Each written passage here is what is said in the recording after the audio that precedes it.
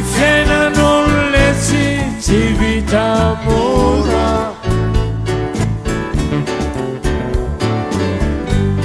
raha voasolona fakeo ela beny mpanakora.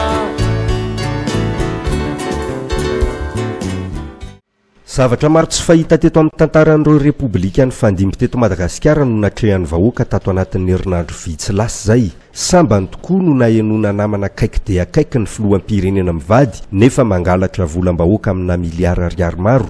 Sambany ihany koa no nisy minisitra am-perinasa mitsokombakomba-pahibe maso mitaky ny famotsorana olona voatazon'ny lalàna ary avy eo namolavola teti-dratsy na ahafahana nampandositra tany ampitan-dranomasina ilay gadra vavy mpanefoefo.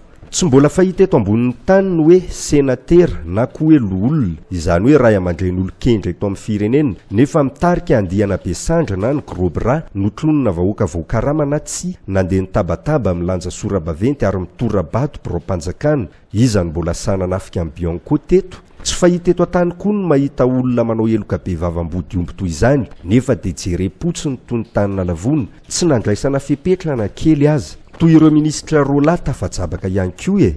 Aiza ho aiza ny andraikitry ny filoham-pirenena Rajaonarimampianina sy ny praiminisitra Mahafaly, Zary Anaramaneso, tompona andraikitra ambony voalohany amin'ny fitondrana ny tany sy ny fanjakana.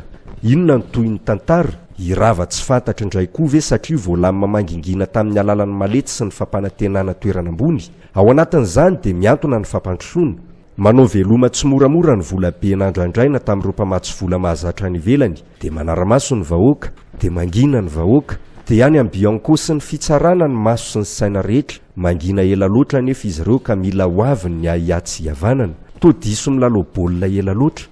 Ny mpitondra kosa tsy sama mitra-pelana sao vao sambotra eo, dia tapi-dalakale toy ny soky nanana amin'ny bato. Ny fiainan'olona tsy vita mora,